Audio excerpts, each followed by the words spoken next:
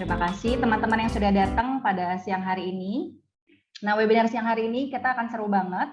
Kita akan bahas tentang Mental Health Resolution 2022. So, untuk kalian yang lagi ngerancang untuk resolusi mental untuk tahun depan ya, 2022, biasanya suka ada quotes New Year, New Me. Nah, di sini kita bisa sharing-sharing sama Dr. Catherine, dokter spesialis kedokteran jiwa ya, dokter internal dari YesDoc. Selamat siang, Dr. Catherine, apa kabar?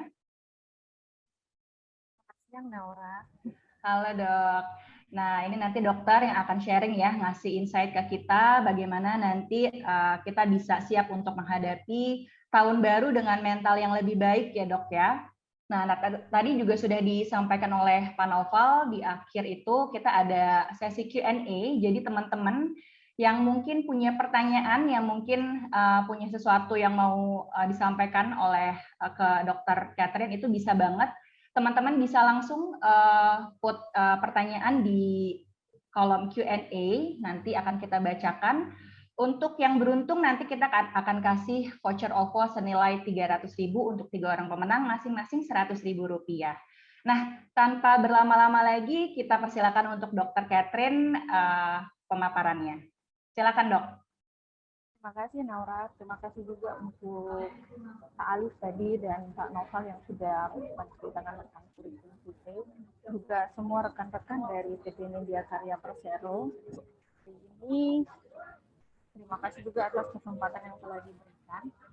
Saya mungkin mulai dengan share screen ya. Oke, dokter mungkin mic-nya boleh lebih didekatkan supaya suaranya lebih terdengar jelas, Dok. Oke. Thank you. Iya, ini lebih baik. Nah, ini saya coba share screen ya. Oke, Dok.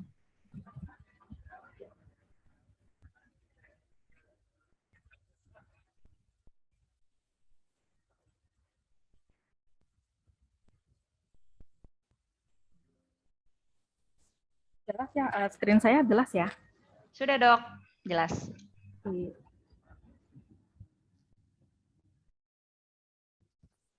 Jadi hari ini saya ingin sharing tentang mental health resolution di tahun 2020. Belakangan banyak yang stres ya selama pandemi begini. Kira-kira stres itu seperti gimana sih? Jadi kita bahas sedikit tentang stres ya. Stres itu sebenarnya suatu perasaan atau tekanan yang terancam dalam hidup. Jadi apa aja sih yang bisa buat kita stres? Contohnya nih banyak. Contohnya ada kekerasan, terus ada orang yang berbuat sesuatu yang buruk terhadap kita sendiri, terus ada yang stres tentang penyakit atau tentang kesehatan yang belakangan ini paling banyak dijumpain, terus juga stres tentang ekonomi, dan lain sebagainya. Ini setiap tahun biasanya selalu semua orang akan membuat resolusi buat diri sendiri-sendiri. Semua orang selalu membuat New Year resolution seperti harus ke gym minimal 2 kali dalam seminggu, berjanji mengurangi waktu online atau untuk bermain sosial media, atau yang seringnya saya harus menabung nih setiap minggu minimal berapa. Nah, bila pada orang yang berhasil menyelesaikan resolusinya, tentunya mereka akan selalu bangga, merasa happy, bahagia. Terus gimana dong kalau misalnya yang gagal? Resolusinya gagal, pasti muncul beberapa gejala seperti gejala depresi. Contohnya seperti merasa tidak berguna, merasa bersalah, berpikir untuk bagus mati aja deh, atau perubahan nafsu makan, atau yang gampang marah, gampang capek, gangguan tidur, terus lebih suka menyendiri, tidak ingin berkomunikasi dengan siapapun, atau ada yang sampai menyalahgunakan alkohol atau obat-obatan. Dan juga ada yang beberapa yang hanya dijumpain konsentrasinya menurun. Terus bagaimana dong kita harus buat mental resolution ya? Nah, di sini ada beberapa cara untuk menetapkan mental resolution atau mental goal sebenarnya. Yang pertama kita harus identifikasi dulu mengapa sih kita harus buat resolution baru. Terus yang kedua buat smart minded goals. Yang ketiga itu akui dulu bahwasan semua proses ini juga akan membutuhkan waktu. Dan yang keempat, tetapkan rentang tujuan jangka pendek atau jangka panjang. Kita bahas satu persatu ya. Ini yang pertama, identifikasi mengapa, why. Kenapa sih kita harus buat goal itu? Nah, usahakan kita membuat tujuan atau goals-nya itu berdasarkan apa yang jangan berdasarkan apa yang dikatakan orang lain kepada kita atau apa sih yang diharapkan masyarakat kepada kita. Contohnya ibuku ingin deh aku punya rumah di tahun depan. Nah, itu kan sebenarnya goal dari ibu, bukan diri kita sendiri. Maka oleh itu kita harus tahu apa sih goal yang memang untuk diri kita sendiri. Goal kita itu harus bersifat pribadi. Apa yang berhasil untuk orang lain mungkin tidak berhasil untuk kita. Yang kedua, kita buat smart-minded goals. Di sini, SMART itu kepanjangan dari specific, measurable, attainable, realistic, and time. Nah, spesifik itu artinya kita membuat tujuan itu lebih konkret, lebih spesifik. Jadi contohnya seperti ini, saya ingin menjadi bugar. Itu hanya luas banget ya bugarnya dalam bentuk gimana. Coba pastiin deh kita pengen buat suatu tujuan itu yang lebih spesifik. Contohnya seperti saya ingin dapat berlari 1 mil dalam waktu seminggu ini atau 2 minggu ini. Terus yang kedua, measurable, terukur. Meskipun sebenarnya kesehatan mental sulit ya untuk diukur. Cobalah untuk mengukur kapan dan di mana Anda bisa. Jika Anda berharap untuk mengurangi kecemasan sosial, Anda dapat menetapkan tujuan untuk dapat berbicara dengan orang asing minimal 10 menit dulu. Itu dimulai dengan 10 menit dahulu. Terus yang ketiga, achievable atau attainable atau dapat dicapai. Ini menetapkan tujuan yang tidak realistik, dapat merusak kepercayaan diri kita. Jangan katakan, saya ingin menghilangkan depresi saya tahun ini. Coba ganti dengan kalimat, saya ingin mengelola depresi saya dengan mengembangkan 3 keterampilan mengatasi depresi ini. Terus yang kedua, relevan atau realistik. Apakah goal Anda itu sesuai dengan apa yang sedang Anda kerjakan secara langsung atau tidak langsung. Terus yang terakhir itu time, tepat waktu. Menambahkan kerangka waktu ke tujuan dapat menjadi dorongan yang Anda butuhkan untuk menyelesaikan sesuatu. Contoh seperti hari ini, secara harian, mingguan, atau bulanan. Contohnya seperti saya ingin minum 8 gelas setiap hari. Terus yang poin ketiga itu, akuin itu membutuhkan waktu. Sangat penting kita harus menyadari bahwa semua proses ini membutuhkan waktu untuk mencapai tujuan kita. Terkadang kita membayangkan diri kita tergelincir atau mulai meragukan diri sendiri. Bisa nggak ya aku nyelesain goalku, berhasil nggak ya aku menyelesaikan tujuanku. Dan sebenarnya itu semua normal.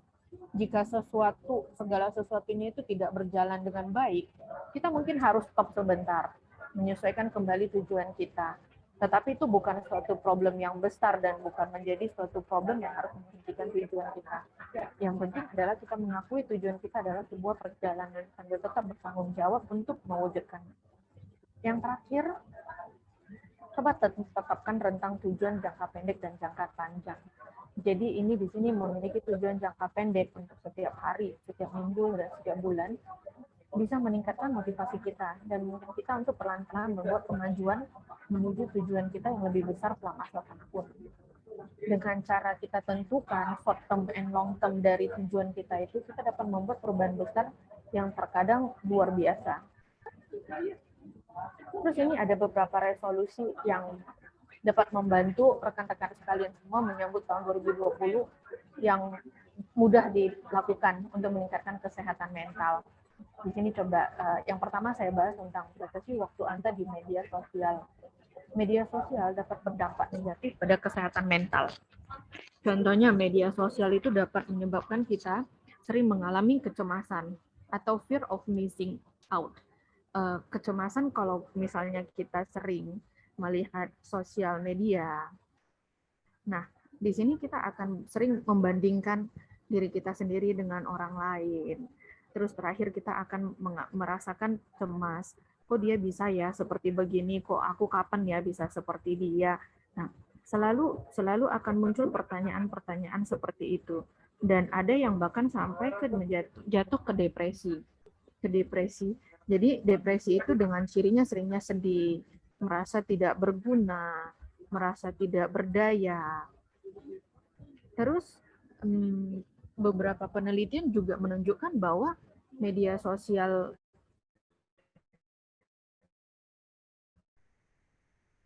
media sosial dapat berdampak negatifnya membatasi waktu pada sosial media atau aplikasi, bahkan menghapusnya dari kehidupan Anda selama beberapa bulan, itu akan lebih baik.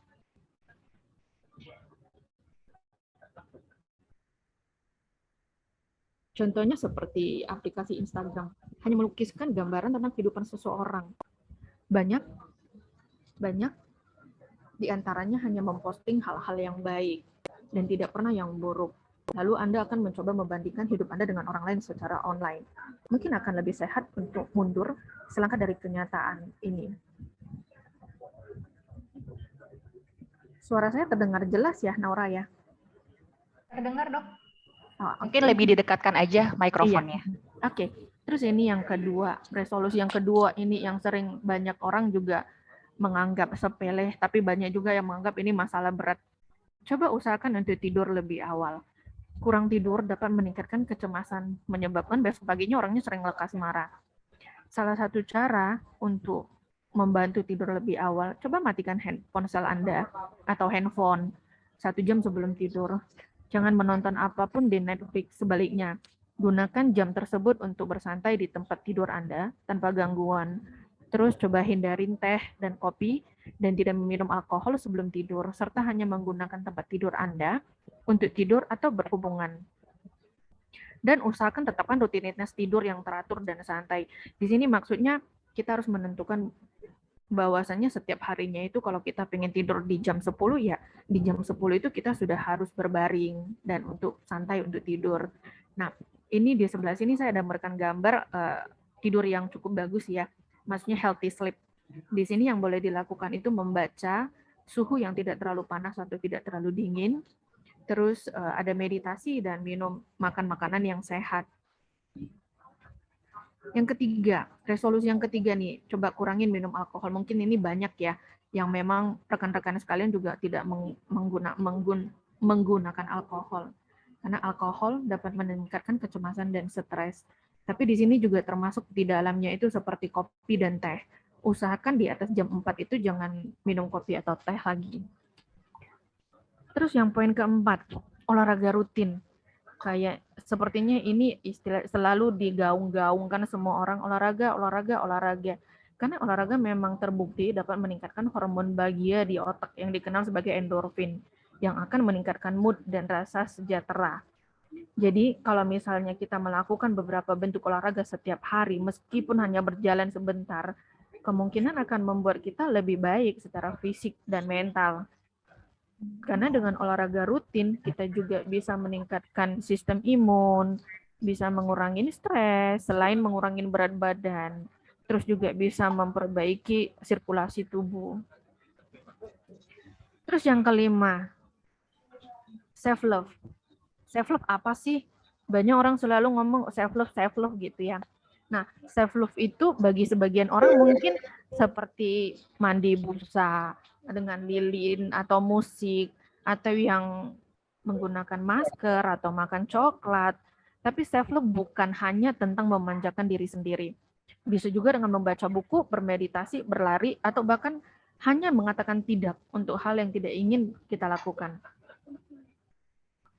Apapun arti self-love, ketahuilah bahwa itu tidak egois. Jadi self-love is not selfish. Itu it is a happiness. Di sini saya buat ada seperti quotes ya.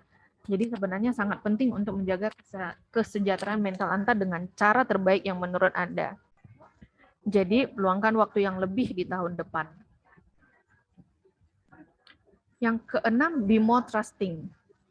Orang yang kesepian atau memiliki masalah kesehatan mental seperti depresi dan cemas seringkali dapat mengisolasi dari teman dan keluarga.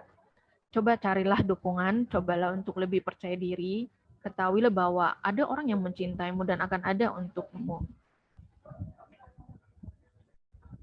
Nah, yang ketujuh adalah perbaiki pola makan.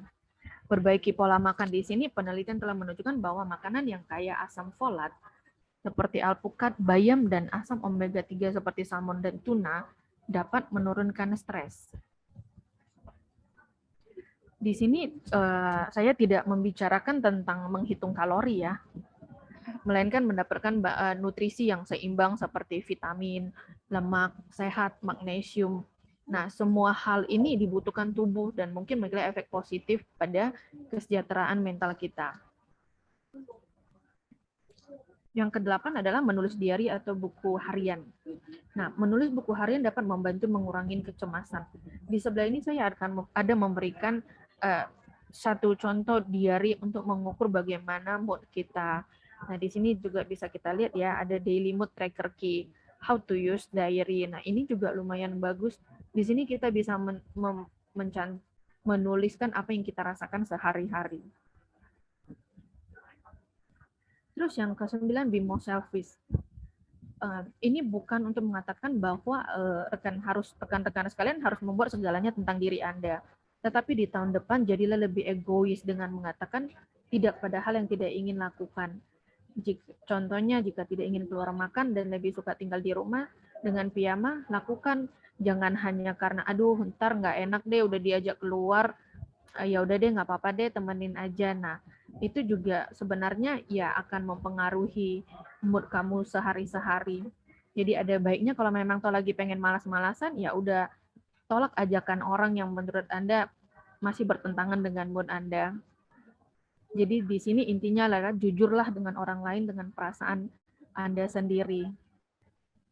Dan cobalah untuk tidak merasa bersalah. Terus ini saya berikan beberapa contoh 10 tanda bahwasannya kamu telah lebih true to yourself. Di sini ada beberapa contoh ya. Yang pertama mungkin kamu lebih merasa baik, simple. Terus kamu juga merasa lebih nyaman dengan kulitmu, entah kulit kita warna putih, hitam, kuning langsat, itu kita lebih nyaman. Terus lebih sering mendengarkan suara hati. Terus juga lebih gampang menyesuaikan situasi. Terus ini juga kamu tidak sedang berusaha untuk mengimpress siapapun.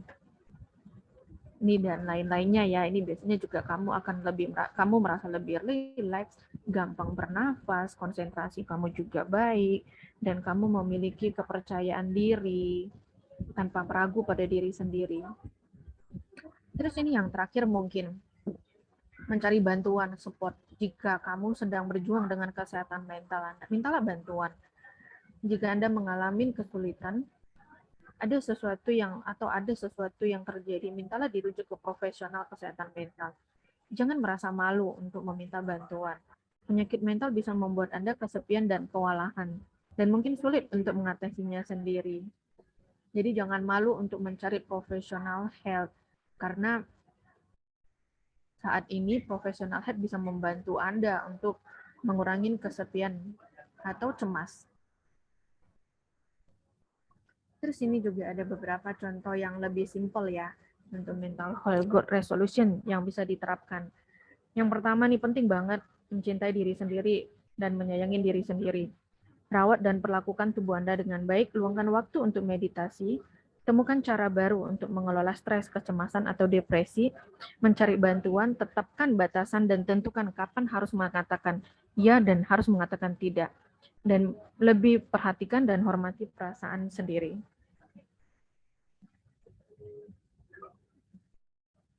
Di sini saya ada menjelaskan sedikit tentang self-compassion. Kalau kita bisa berhasil melakukan self-compassion, biasanya kita akan hidup lebih senang, lebih kurang stres, dan lebih sehat. Ini adalah mental health self-care wheel. Jadi di sini bisa kita lihat ya kalau untuk apa yang kita harapkan untuk lebih sehat dalam kesehatan mental, di sini ada beberapa contoh. Kalau untuk di emosionalnya kita bicara, coba cari hobi baru, coba bermain dengan binatang peliharaan, berkomunikasi, jika ingin menangis, menangis, atau bahkan ingin tertawa, ya tertawa. Terus ada contoh lainnya lagi ya. Ini simple daily map of 7 essential mental activities. Focus on time, sleep on time, physical time, downtime, connecting time, time in, dan play. Jadi seharusnya itu kita punya ini setiap hari. Ini juga ada beberapa contoh. I will listen to what my body needs. I will be kind to myself. I will state my boundaries with assertiveness. Ini beberapa cara untuk mempraktekkan self-love. Hubungan Anda dengan diri sendiri sama seperti hubungan lainnya. Butuh komitmen, butuh waktu, butuh usaha, seperti di bawah ini. Coba ganti kritik dan perbandingan dengan penerimaan dan penghargaan. Jadi jangan selalu menerima semua kritikan orang lain sehingga membandingkan diri sendiri dengan orang lain. Coba kita lebih menerima dan menghargai apa yang sudah kita lakukan. Terus coba berkomunikasi dengan diri sendiri dengan cara yang baik dan positif. Jangan selalu mengatakan yang negatif, contohnya, aduh, saya kayaknya kurang sanggup deh, saya nggak bisa ini, saya nggak bisa itu. Coba ganti komunikasi dengan diri sendiri dengan cara yang lebih positif. Terus tunjukkan rasa hormat pada diri sendiri dengan menetapkan batasan dan memprioritaskan kebutuhan Anda. Di sini kembali lagi seperti kita tahu batasan kapan harus bilang iya dan kapan bilang tidak. Terus habiskanlah waktu berkualitas dengan diri sendiri. Kembangkanlah kepercayaan pada diri sendiri dan menghormati komitmen Anda. Dan ini yang terakhir, kiat tepat untuk mengelola kecemasan. Ini singkat aja ya, biasanya kalau pas lagi cemas, coba ini yang bisa beberapa hal yang bisa dilakukan. Ambil napas dalam-dalam dan biasanya juga dibuang pelan-pelan. Fokus pada kegiatan, kelilingi dirimu dengan orang positif. Terus fokus pada saat ini, gunakan self-talk, mulai jurnal gratitude, luangkan waktu untuk hobi, makan makanan yang seimbang, tidur yang cukup, pertahankan sikap atau pandangan positif dalam hidup, berolahraga, hindari atau batasi kafein, luangkan waktu untuk memperhatikan apa yang bekerja dengan baik dalam hidup kita daripada apa yang tidak bekerja. Mungkin sampai di sini, Naura dan rekan-rekan semuanya. Ini mungkin hanya kurs terakhir. Loving yourself is the greatest revolution. Terima kasih, Naura. Thank you, Dr. Catherine. Menarik banget ya, teman-teman ya. Kita bisa dapat insight dari Dr. Catherine. Apa aja sih yang dapat kita lakukan untuk menjadikan resolusi mental kita bisa lebih baik untuk menyongsong tahun baru. Seperti yang tadi Dr. Catherine udah jelasin ya. Yang pertama kita harus identifikasi mengapa. Terus kita buat ya dok ya tentang smart-minded goals-nya. Terus kita akui bahwa itu memang takes time. Jadi kita nggak perlu nggak perlu terlalu ambisius gitu ya dok ya. Kita pelan-pelan aja. Dan yang terakhir kita tetapkan tujuan jangka pendek dan jangka panjangnya. Dan ternyata banyak hal-hal kecil yang sebenarnya di hari-hari itu suka kita lupain dan suka kita abaikan, padahal itu penting ya dok ya, kayak misalkan minum air putih, tidur yang cukup gitu ya, padahal itu sangat berpengaruh ya Dokter Catherine ya. Iya, benar-benar banget Nora. Iya.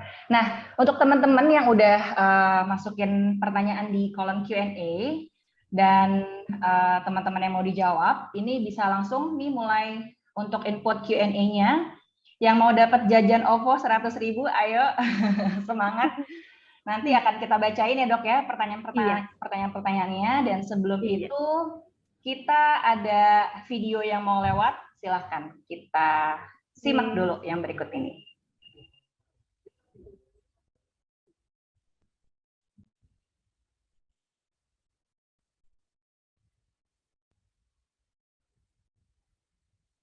Butuh dokter untuk berkonsultasi masalah kesehatan, tapi nggak mau ribet. Konsultasi gampang dengan video call, kapanpun dan dimanapun. Kamu bisa beneran ketemu, beneran nyaman, dan beneran ngobrol.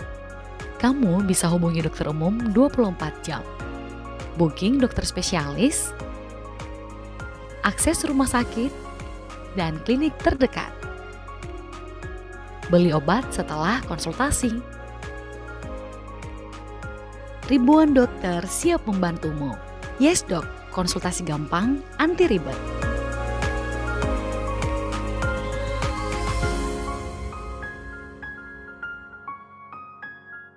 Butuh dokter untuk berkonsultasi masalah kesehatan, tapi nggak mau ribet. Konsultasi gampang dengan video call, kapanpun dan dimanapun. Kamu bisa beneran ketemu, beneran nyaman, dan beneran ngobrol. Kamu bisa hubungi dokter umum 24 jam. Booking dokter spesialis, akses rumah sakit, dan klinik terdekat. Beli obat setelah konsultasi. Ribuan dokter siap membantumu. Yes Dok, konsultasi gampang, anti ribet.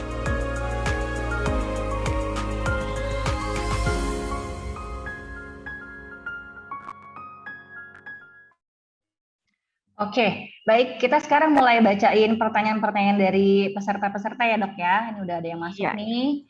Yang pertama dari Dufanti Wardani.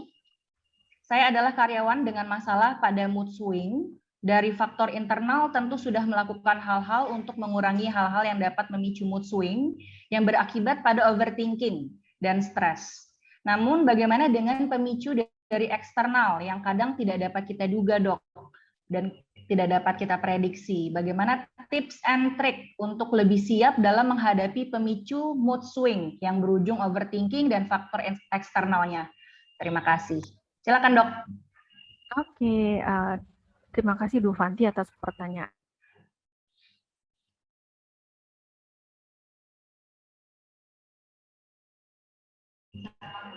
Oke, mungkin dok kita belum bisa dengar suara dokter, kayaknya ada kendala dari sinyal ya dok ya.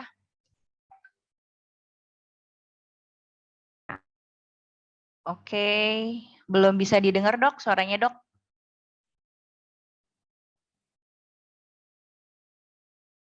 Halo dok. Ya, yang baru juga dibuang juga dengan pelan. Jadi istilahnya benar-benar buat diri kita. Maaf Dokter Catherine, tadi sempat terputus itu jawabannya. Halo Dokter Catherine. Putus-putus dok. Dan harus stok yang lebih positif. Putus-putus Dokter Catherine. Mohon maaf ya, mungkin boleh diulang lagi. Oke, boleh. Silakan dokter.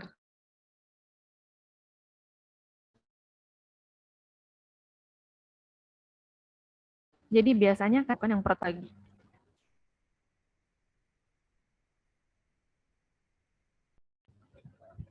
Halo. Ya, udah bisa nih. Halo. Udah mulai bisa tadi. Kendala sinyalnya. Sorry ya terputus. Iya nggak apa-apa dok. Itu ada beberapa tips and trick. Yang pertama kita harus mempelajari tentang breathing retraining atau latihan pernafasan. Dan biasanya itu harus awalnya kita butuh latihan dulu. Latihannya itu sehari minimal kita lakukan 3 kali sehari. Itu latihan pernafasan. Jadi latihan pernafasan ini dapat kita gunakan bila mana pada suatu posisi atau suatu kondisi yang tidak dapat kita duga, kita bisa langsung menerapkan latihan pernafasan ini sehingga kita bisa lebih rileks dan katakan selalu self talk yang lebih positif. Jadi contohnya katakan hari ini mood aku baik nih. Mudah-mudahan tidak ada sesuatu pemicu pun yang akan membuat aku lebih mood swing. Seperti begitu. Jadi lebih ke self talk aja, lebih ke penguatan diri sendiri. Mungkin itu Naura. Oke, jadi afirmasi itu penting ya ke diri sendiri bahwa kita itu nggak perlu peduliin lingkungan sekitar gitu ya dok ya, kita harus lebih banyak menyerap energi yang positif gitu buat diri kita sendiri. Nah ini ada pertanyaan dari Anonymous nih dok. Kalau masalah mental health bisa bicara masalah 7 habit daily map katanya. Apa bisa diterapkan di proyek di mana 3 bulan kita kerja 7 hari seminggu dan 12 jam sehari, bahkan kadang lebih. Gitu ya Pak Noval ya? Iya, betul Bu Naura, titipan dari anonim ini. Boleh ulangin, sorry. Oke, jadi kalau masalah mental health bisa bicara masalah 7 habit yang daily map. Apa bisa diterapkan di proyek di mana 3 bulan kita kerja 7 hari seminggu dan 12 jam sehari, bahkan lebih. Itu bagaimana dok? 7 habit daily map yang seperti gimana ya? Ini mungkin lebih ke arah ini ya Pak Noval ya, untuk yang tadi ya. Bekerja di proyek Yang bekerja di proyeknya. Nah, jadi sebenarnya di proyek kan kita punya suatu batasan yang istilahnya lembur atau harus selesai dalam waktu yang ditentukan. Nah, di situ juga mungkin untuk tidurnya atau untuk hal lainnya atau makannya ataupun minimal nutrisi atau itunya kan akan terganggu. Tapi bagaimanapun balik lagi ke afirmasi diri sendiri. Kalau toh memang ada waktu, ya di sela-sela kerja kan boleh dianggap bahwasanya oke, aku olahraga bentar deh, 10 menit juga lumayan. Terus atau minimal betul-betul cari yang apa sih yang buat lebih senang. Ada juga yang orang lebih suka dengan mengkonsumsi coklat. Coklat punya suatu zat yang bisa membuat kita moodnya lebih enak. Jadi itu juga boleh dilakukan. Mungkin itu sih ya, Naura. Oke, kita ke pertanyaan selanjutnya ya dok ya. Di sini ada dari Infra. Izin bertanya dok, bagaimana cara mengatasi perasaan yang selalu merasa sendiri? Meskipun lingkungan di sekitar kita ini banyak aktivitas, selalu merasa kesepian dan sendiri apapun itu kondisinya. Sudah berusaha untuk lebih terbuka bahwa masih banyak yang sayang atau peduli kepada kita, tapi itu hanya berlakunya sesaat. Selanjutnya seketika melintas di pikiran dan hati merasa sendiri itu kembali lagi. Perasaan selalu merasa sendiri akan muncul. Mungkin di sini sudah dibahas, tetapi lebih ke bagaimana cara mengatasi itu saat rasa kesepian itu datang lebih sering. Oke, terima kasih Naura. Ini mungkin sudah dibahas ya tadi, apa sih yang harus kita lakukan. Nah, tapi overall harusnya kita dari awal kita harus tahu dulu, what is the problem? Ada masalah apa sih? Apakah masalah itu sudah terselesaikan atau tidak? Apa sih yang buat kita kesepian? Terus apa sih yang merasa seperti merasa bahwasanya kita sendiri. Nah, itu kita harus tahu dulu problemnya di mana. Apakah memang ada trauma atau memang lagi ada problem yang belum terselesaikan. Jadi biasanya kita selalu nganjurin coba searching dulu deh problemnya apa. Terus coba kita lakukan penyelesaian problem itu kan selalu ada dua cara ya. Yang pertama, selesai beneran. Problem itu selesai teratasin dengan sempurna. Tidak ada yang tersisa. Terus yang kedua, ada beberapa problem yang tidak bisa kita selesaikan. Nah, kalau ketemu pada problem yang tidak bisa kita selesaikan, biasanya kita selalu belajar untuk menerima problem tersebut dan beradaptasi dengan problem tersebut. Nah, bila rasa kesepian itu sering datang, ada beberapa hal sih sebenarnya yang bisa dilakukan seperti yang sudah saya jelaskan di self care. Contohnya ada yang bermeditasi atau beryoga, terus ada yang coba ceritain feelingnya itu ke keluarga, kawan-kawan dekat, atau ke profesional health ya. Terus juga salah satu cara lainnya itu seperti coba jalan-jalan, pelajari keterampilan baru, hobi baru. Ada juga yang dengan menggunakan aromaterapi. Mungkin demikian, Naura. Oke, kita ke next pertanyaan ya dok ya. Soalnya ini banyak banget pertanyaannya supaya bisa dijawab semua ya. Iya. Ini dari Dina. Selamat sore Dr. Catherine, saya Dina. Izin bertanya satu pertanyaan. Saya sering merasakan overthinking kalau sudah diberikan sesuatu yang tertekan, nah sampai tidak bisa tidur dan bisa sampai nangis. Karena overthinking juga bisa memicu kesehatan mental terganggu. Ya, betul. Menurut dokter itu bagaimana ya solusi terbaiknya? Karena tahun 2002 ingin menghilangkan overthinking itu. Terima kasih dok. Oke, terus terima kasih Dina ya, ini pertanyaannya bagus banget ya, bagaimana sih menghilangkan overthinking. Jadi sebenarnya setiap orang itu kalau berpikir selalu jauh ke depan. Nah, saya selalu menyarankan bahwasanya buat rekan-rekan, boleh kita berpikir jangan terlalu jauh. Seperti saya bilang tadi, coba bagusnya kita diberikan sesuatu itu, kita pikir dulu short term-nya apa sih, baru kita pikirkan yang long term. Kita selesaikan dulu yang short term, baru ke yang long term. Terus kalau overthinking, biasanya coba kita kembali lagi ke afirmasi diri sendiri itu gimana. Kita harus merasa jangan terlalu underestimate kemampuan diri sendiri. Jadi overthinking itu kadang bisa sangat mengganggu mental. Namun jika overthinking itu berlebihan sampai mengganggu mental, sampai mengganggu tidur, sampai ada keluhan lambung, jantung debar-debar, sulit tidur, nafsu makan menurun, mungkin Dina butuh menemui head profesional. Mungkin itu Naura. Iya, jadi semuanya kembali kepada mindset ya, Dr. Catherine ya. Iya, afirmasi diri sendiri, jangan terlalu underestimate dengan diri sendiri. Iya. Semangat ya, Kak Dina. Lanjut nih, ada yang curhat nih dok, anonimus nih dok. Selamat sore, bagaimana mengatasi demotivasi dalam bekerja? Di saat kita sudah menampilkan hasil pekerjaan terbaik dan menyelesaikan challenge dalam bekerja dengan hasil yang baik, namun tidak ada penghargaan. Gimana tuh dok? Curhat nih dok. Ini curhat nih. Tapi memang banyak yang begini ya, saat kita sudah melakukan yang terbaik, tapi rupanya kita tidak dapat minimal penghargaan atau pengakuan dari siapapun. Tapi harus diingat sih, ini buat anonimus, istilahnya apapun yang pekerjaan yang terbaik sudah kamu lakukan, kita tidak butuh penerimaan atau pengakuan atau penghargaan dari orang lain. Jadi kita itu, ya, we love ourselves, harus itu. Jadi kita tidak perlu, kalau memang untuk demotivasi kerjanya, boleh coba berhenti sejenak, jalan-jalan, holiday, refreshing, lakukan hobi atau apa yang kesenangan. Nah, habis itu baru balik lagi untuk bekerja. Jadi take time to yourself istilahnya. Mungkin itu Naura. Oke, sering-sering piknik nih, biar apa namanya refresh lagi ya, harus sering-sering healing. Jalan-jalan sendiri, ngelancong sendiri gitu ya dok ya. Itu ngaruh ya dok ya, kita sejenak kita pergi dari rutinitas sehari-hari. Rutinitas. Oke. Terus? Selanjutnya dari Bunga Huta Huruf, bagaimana mengatur expectations dan keep mindful walaupun tidak sesuai dengan ekspektasi. Ini nih yang selalu jadi masalah ya. Selalu kita berharap ekspektasi kita yang wow, luar biasa. Namun seperti yang saya bilang di awal tadi, bila kita dapat melakukannya mungkin kita lebih bahagia, tapi bila tidak kita jatuhnya lebih sakit istilahnya. Jadi kalau mengatur ekspektasi itu kita harus mengatur, oke, contohnya nih aku pengen kurus nih. Terus terakhir rupanya pas di akhir tahun kita belum kurus-kurus. Terus kita harus tahu dong apa yang sudah pernah kita lakukan. Kita coba buat goal yang lebih short term dulu. Contohnya sebulan ke depan nih aku harus kurangin kalori deh.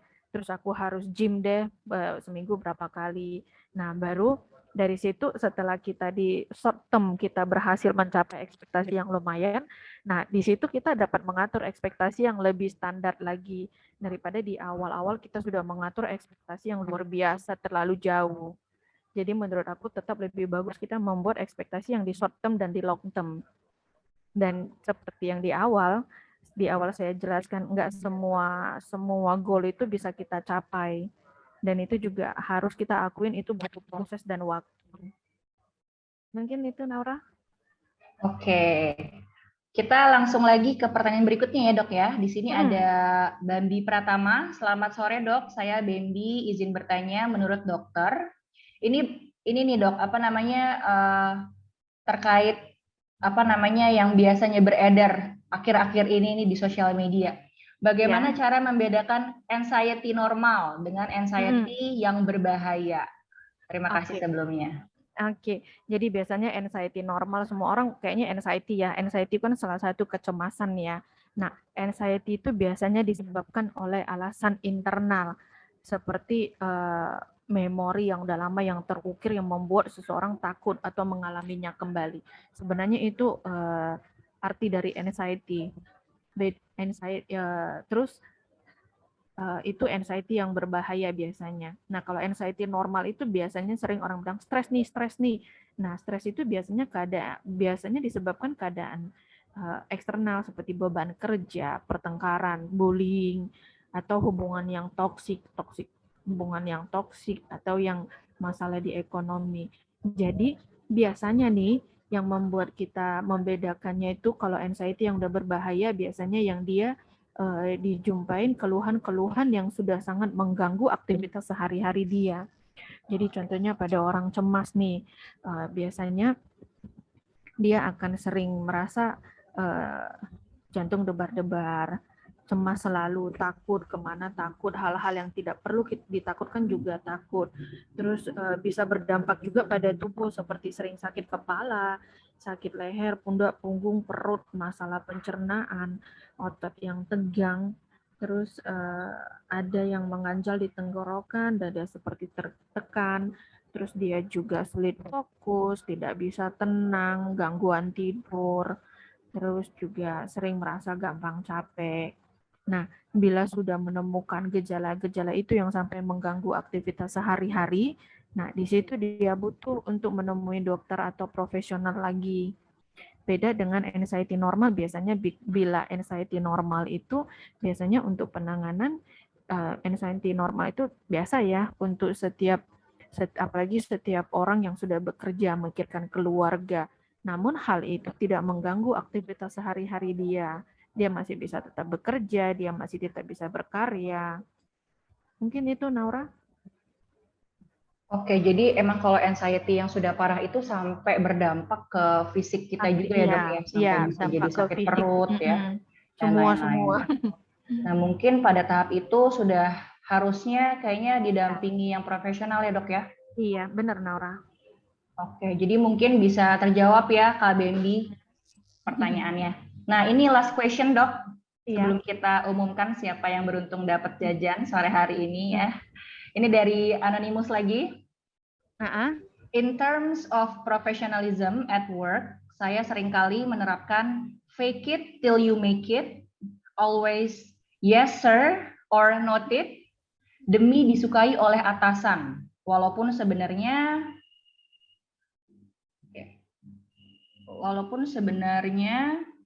atasan saya tidak selalu benar. Saya sadar hal ini akan berdampak kurang baik untuk mental health saya. Mohon saran bagaimana untuk menyiasatinya ya dok. Baik, ini juga pertanyaan yang bagus banget ya, fake it till you make it. Banyak orang yang selalu membuat sesuatu yang tidak sesuai dengan keinginan, tidak sesuai dengan keinginan diri sendiri atau ya profesionalnya sendiri. Namun demi untuk disukain oleh atasan atau siapapun kita berpura-pura. Nah, ini yang merupakan tadi yang salah satu di dalam poin saya itu be selfish. Kadang be selfish itu bukan menandakan bahwasanya kamu itu egois banget deh gini.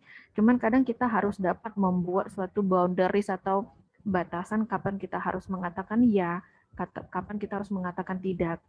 Karena bila kita terlalu lama kita terus-terusan fake it, pura-pura bisa, iya harus bisa gitu demi hanya mendapatkan pengakuan dari orang lain, lama-kelamaan mental health-nya pasti akan rusak.